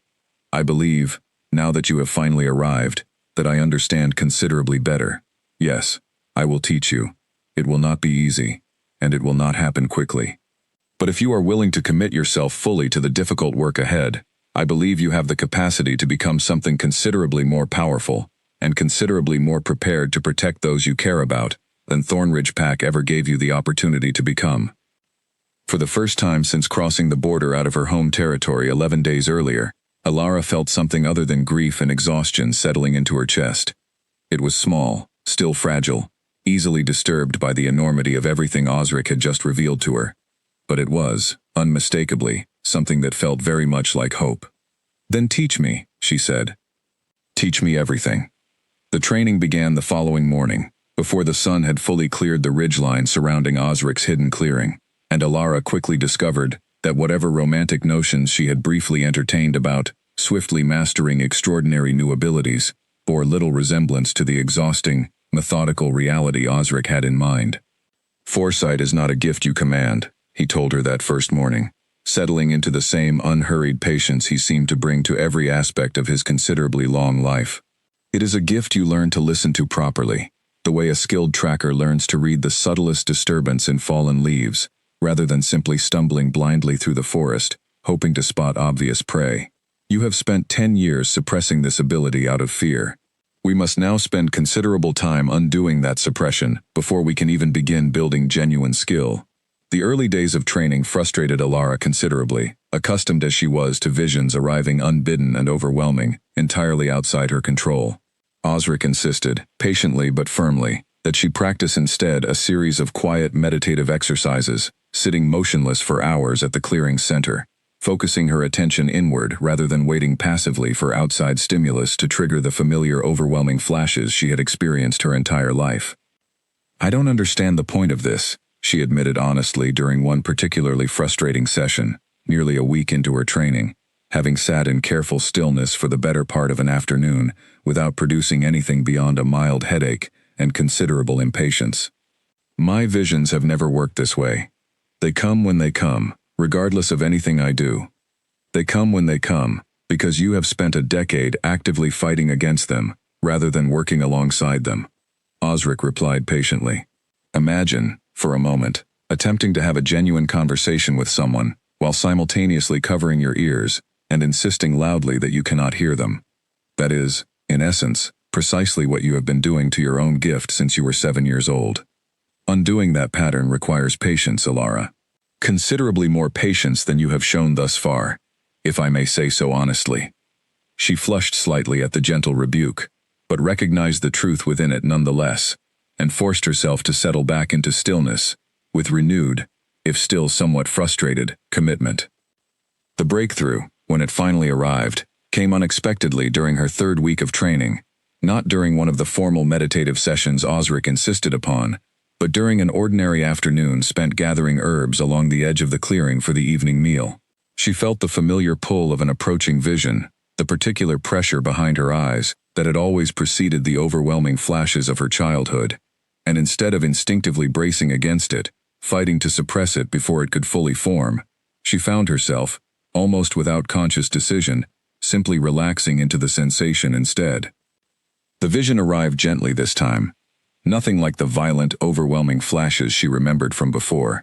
She saw, with calm, clear detail, a particular patch of ground near the clearing's northern edge where, she somehow understood, a healing herb Osric had mentioned needing grew in unusual abundance.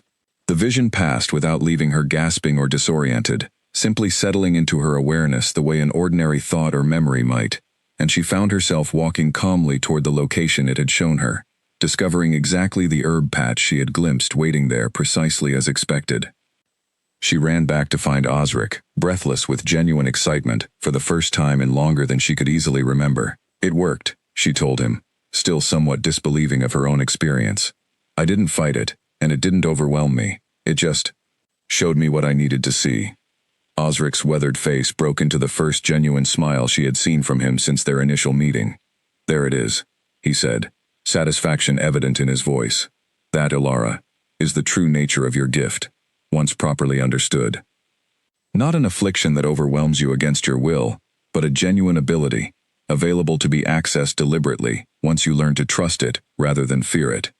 From that breakthrough onward, her progress accelerated considerably, though Osric remained careful to remind her, repeatedly, that mastery would still require considerable additional time and continued patient practice.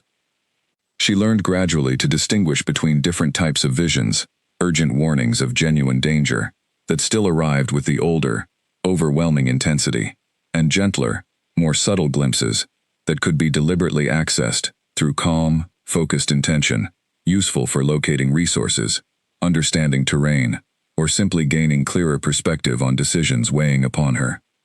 Alongside the foresight training, Osric began introducing her to the deeper aspects of her moon-blessed nature that he had described during their first conversation.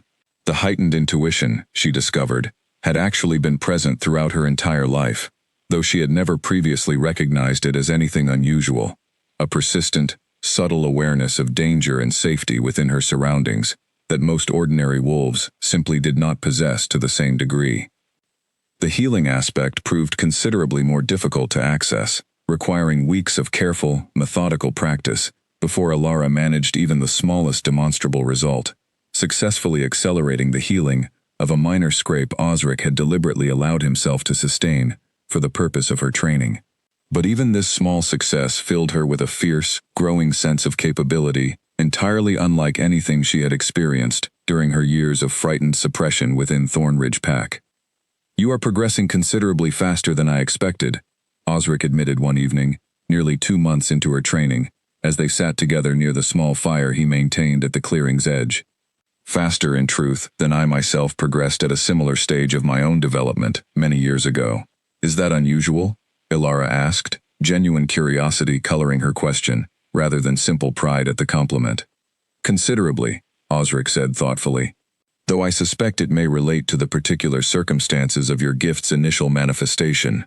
10 years of active suppression created, paradoxically, an enormous reservoir of unused potential, which is now emerging with unusual speed and force, now that you have finally begun working alongside it, rather than against it.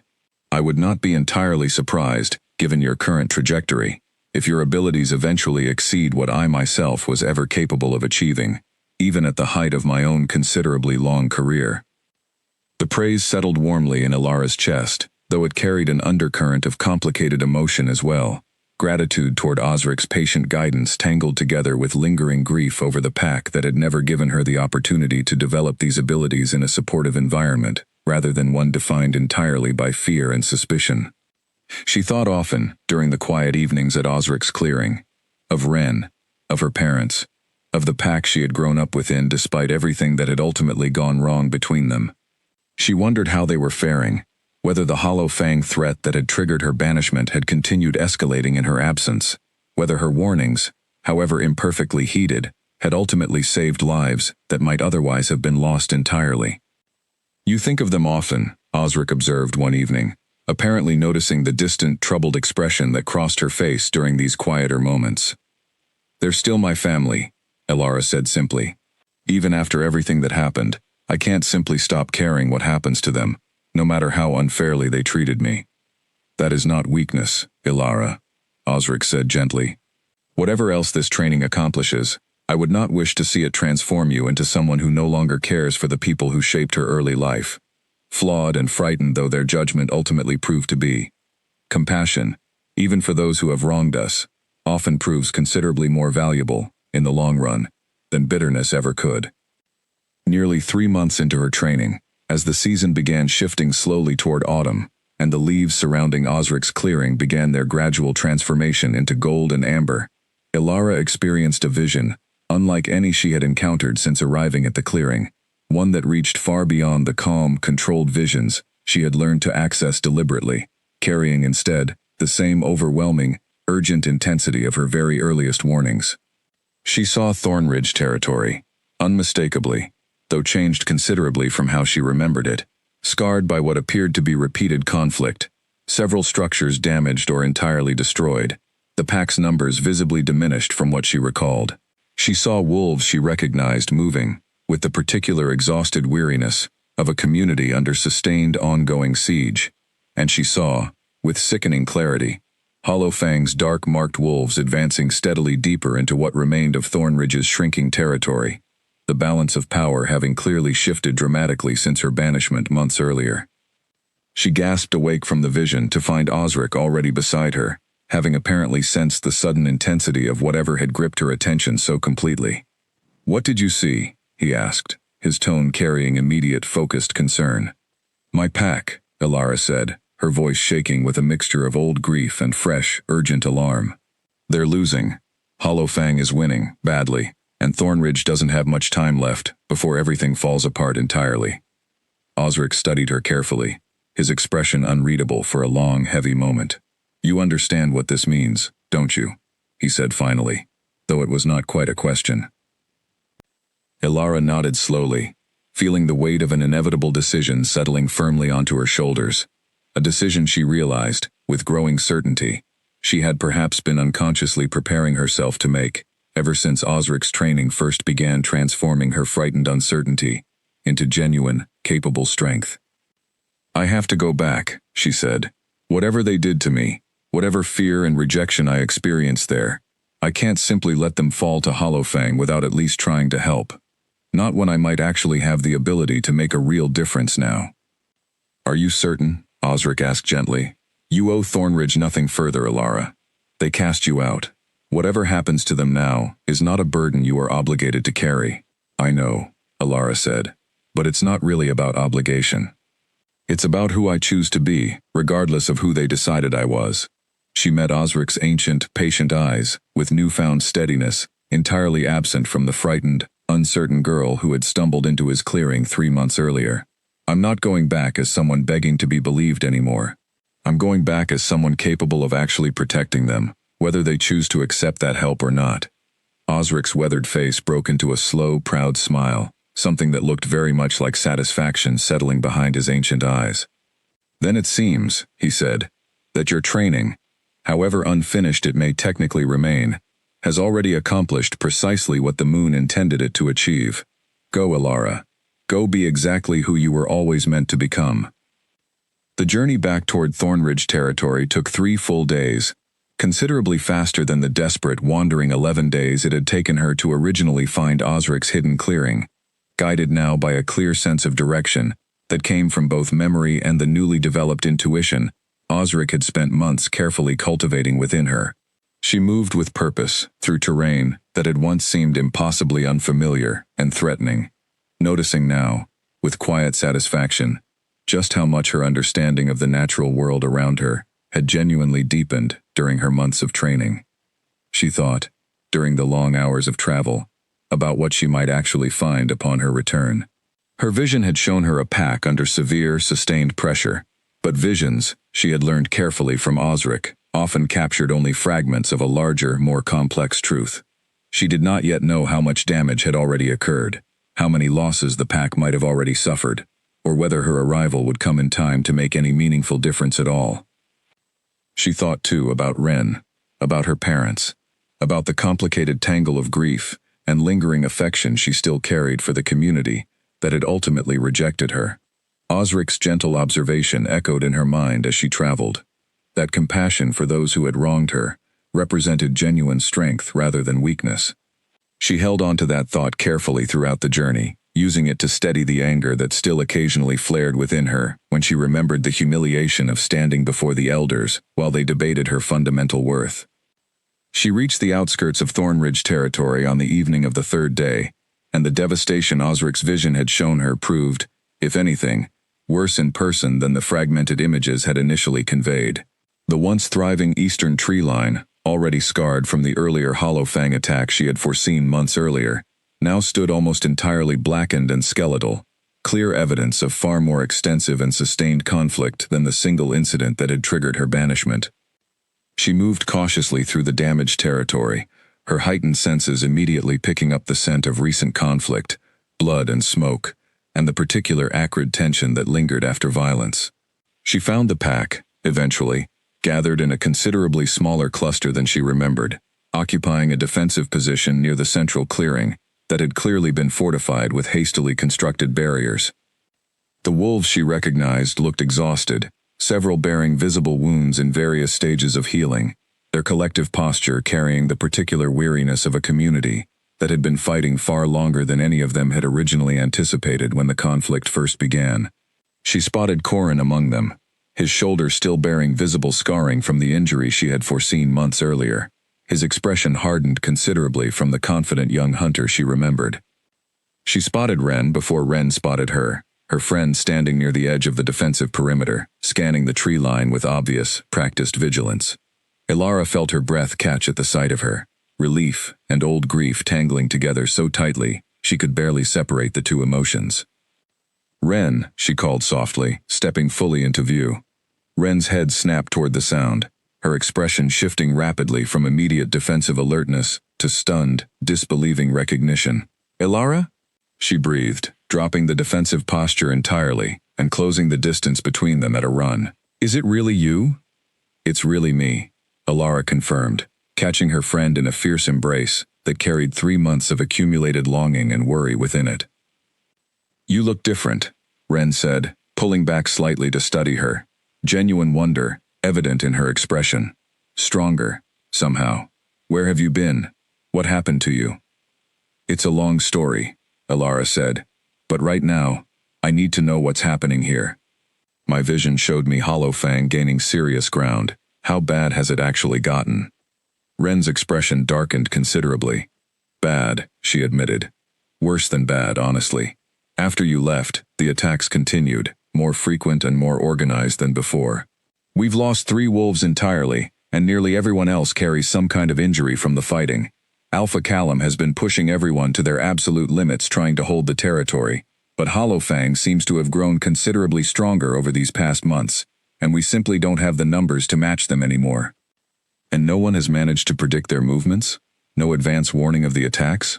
Elara asked, though she already suspected, with a complicated mixture of vindication and grief, exactly what the answer would be. "No," Ren said quietly.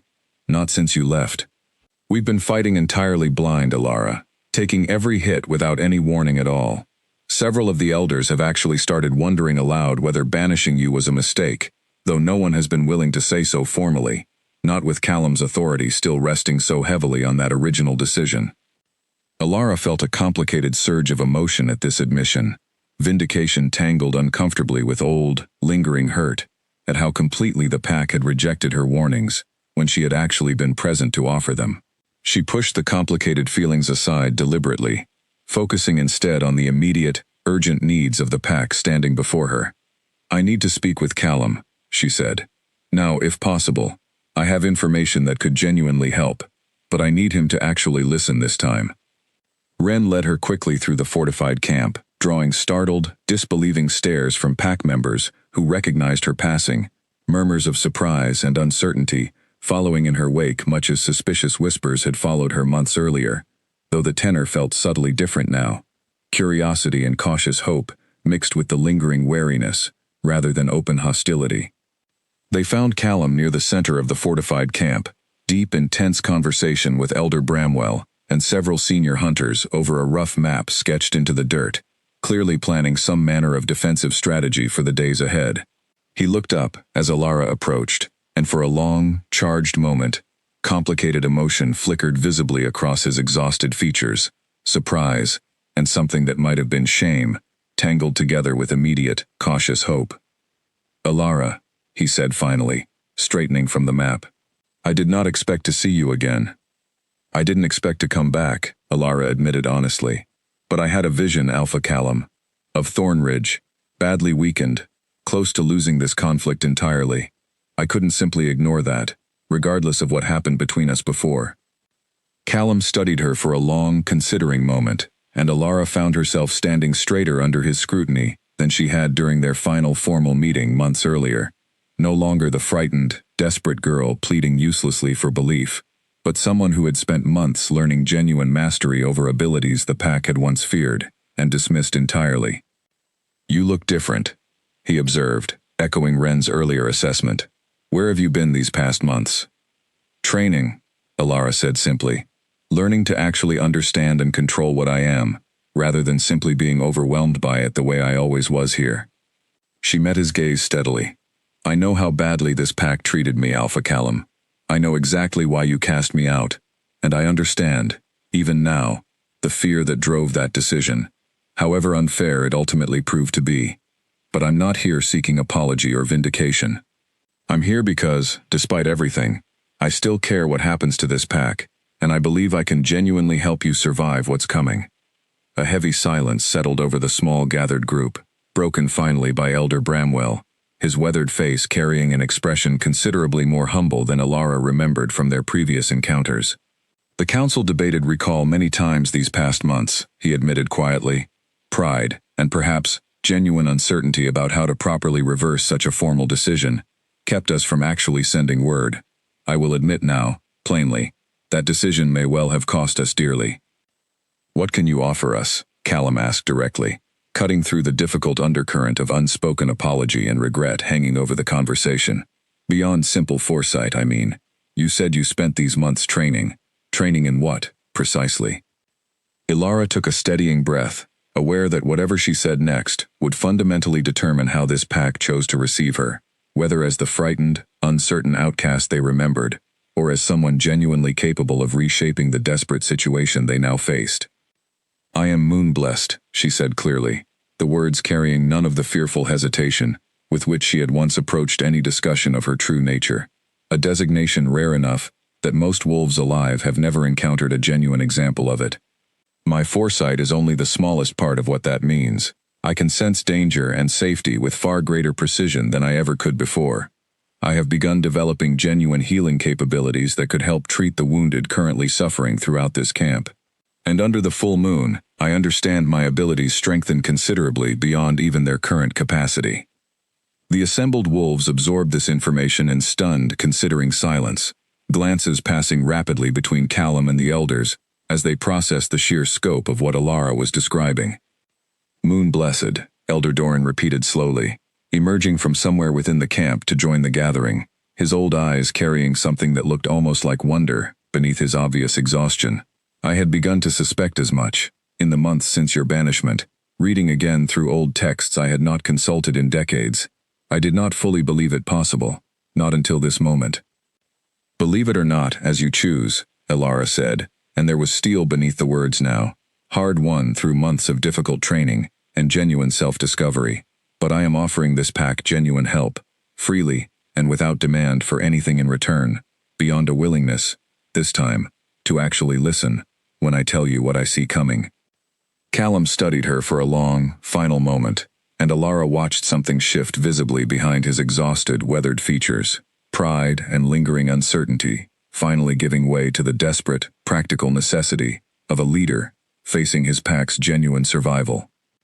"Show me," he said finally. "Show me what you can actually do, Alara. And if it proves even half of what you claim, I promise you, this time, we will listen." Alara nodded, feeling the weight of the moment settle firmly onto her shoulders, understanding clearly that whatever happened next would determine not only the immediate fate of the pack she had once called home, but also the final shape of the complicated, painful relationship between herself and the community that had once cast her aside out of fear. She closed her eyes, reaching deliberately for the calm, focused intention Osric had spent months carefully teaching her to access, and let the vision come. The vision arrived clearly, guided now by months of careful practice, rather than the frightening, uncontrolled flashes of her earlier years. Alara saw Hollowfang's forces gathering at the southern crossing, considerably larger in number than the scouting party from months earlier, clearly preparing for a decisive, final assault intended to break Thornridge's weakened defenses entirely. She saw the timing. Tomorrow at dusk, when the fading light would provide cover for their approach. She saw their planned route, sweeping wide around the eastern flank, rather than the direct southern approach the exhausted Thornridge defenders had been anticipating and preparing for. She opened her eyes to find the entire gathered group watching her intently, tension evident across every exhausted face. "Tomorrow, at dusk," she said clearly. "They're not coming from the south where you've concentrated your defenses.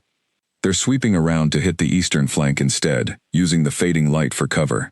Their numbers are considerably larger than anything you've faced so far. This is meant to be decisive, Alpha Callum. They intend to end this conflict entirely, one way or another." Callum exchanged a rapid, urgent glance with Bramwell and Doran, clear recognition passing between them that this information, if accurate, fundamentally changed their entire defensive strategy. "If this is true," Callum said slowly, "our current positioning leaves the eastern flank almost entirely undefended." "Then we have less than a full day to correct that," Alara said. "I can help. Not just with the warning itself, but with treating the wounded beforehand, so more of your defenders can actually fight at full strength when the attack comes." The following hours passed in a blur of urgent coordinated activity. Alara, working alongside pack members who had once regarded her with open suspicion and fear, now watching with growing wonder as she moved among the wounded, her hands glowing faintly with soft, silver light as she worked to accelerate healing that would normally have taken considerably longer to progress naturally. It was exhausting work, each healing drawing visibly on her own reserves of energy, but she pushed through the fatigue, driven by fierce, urgent determination to give this pack every possible advantage before the coming confrontation.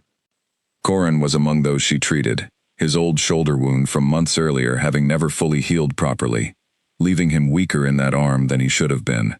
He watched her work with an expression of genuine, humbled gratitude entirely different from the wary distance she remembered from before her banishment.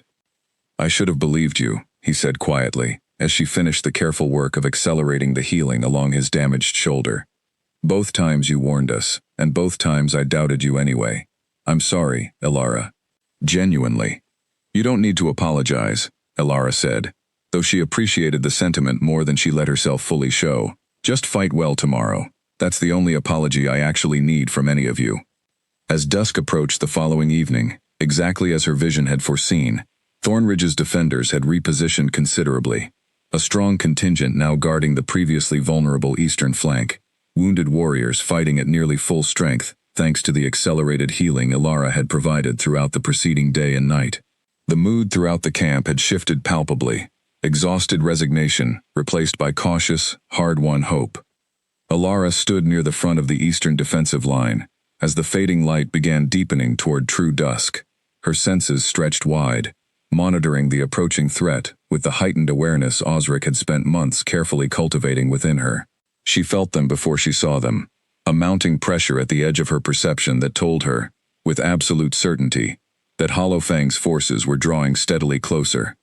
"They're coming," she called out, her voice carrying clearly across the assembled defenders. "Exactly as I saw. Hold position." The attack, when it finally came, crashed against Thornridge's reinforced eastern defenses with brutal, coordinated force. Dozens of Hollow Fang wolves sweeping through the tree line in a wave clearly intended to overwhelm defenders who, in any other circumstance, would have been caught catastrophically unprepared. But Thornridge held, this time, their defenses properly positioned, and their wounded fighting at genuine strength. The tide of battle shifting dramatically from the desperate reactive fighting that had characterized previous encounters. Ilara fought alongside them, though her greatest contribution came not through direct combat, but through the careful, focused use of her developing abilities, sensing dangerous flanking movements before they could fully materialize, and calling urgent warnings that allowed Thornridge's defenders to counter threats before they became overwhelming. She felt her energy draining rapidly with each use of her heightened senses, but she pushed forward regardless, driven by fierce determination to prove, decisively, exactly how valuable her gift could genuinely be when properly trusted and utilized. The battle raged fiercely for nearly an hour before Hollow Fang's forces, having sustained losses considerably heavier than their previous, more successful encounters, finally began a disorganized retreat back toward the river crossing, their decisive assault having failed entirely against defenses they had clearly expected to find unprepared and vulnerable. As the last of the retreating wolves disappeared back across the border, a ragged, exhausted cheer rose from Thornridge's surviving defenders, relief and disbelieving joy replacing the grim determination that had carried them through the fierce fighting. Ilara sank to her knees at the edge of the clearing, her own reserves nearly entirely depleted from the sustained effort of the battle, watching the celebration unfold around her with a complicated mixture of relief and profound, aching exhaustion. Callum found her there several minutes later, his own wounds bandaged hastily, his expression carrying none of the careful, formal authority she remembered from their final meeting in the long hall months earlier. "You saved us," he said simply, kneeling beside her. "Without your warning, without the healing you provided beforehand, I do not believe this pack would have survived tonight's assault at all." "I told you I could help," Ilara said, too exhausted for anything beyond simple, direct honesty. "I only wish you had believed that months ago, before it cost so much unnecessary suffering." "I know," Callum said, and the admission carried genuine, unguarded weight. "I have thought often, these past months, about the decision this council made. I told myself, at the time, that banishment represented the only responsible choice available to protect this pack from uncertainty we did not understand. I see now, with painful clarity, that fear drove that decision far more than genuine wisdom ever did." Ilara said nothing for a long moment, letting the admission settle between them, considering carefully how she wished to respond to an apology she had once desperately wanted and had long since stopped expecting to actually receive. "I'm not the same wolf you banished," she said finally. "I understand what I am now, fully, in ways I never did before. I have genuine control over abilities that once terrified me as much as they terrified all of you, and I have built a life beyond Thornridge's borders that I never imagined possible before this happened." She met his exhausted gaze steadily. "So I need you to understand something clearly, Alpha Callum. I did not come back tonight because I need this pack's approval or acceptance. I came back because, despite everything, I still cared enough about the people here to help when help was genuinely needed." "What do you want then?" Callum asked. "If not reinstatement, if not formal apology, what would satisfy you, Ilara?" It was a fair question, and one Ilara had turned over carefully during the long days of her return journey, weighing considerable options against each other as she traveled.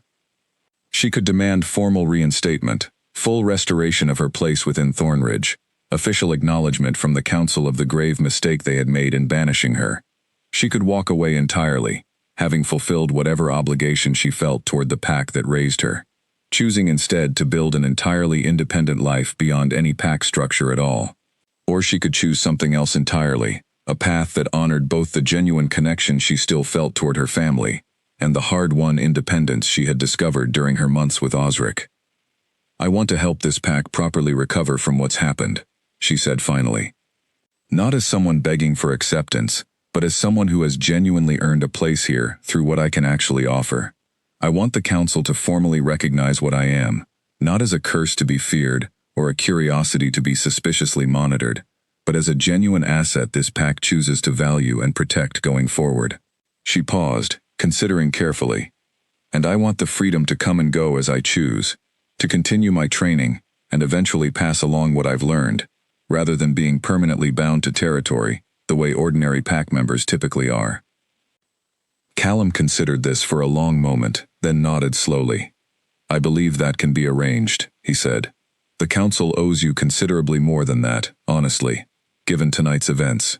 But I understand your caution in asking for anything beyond what you feel has been genuinely earned.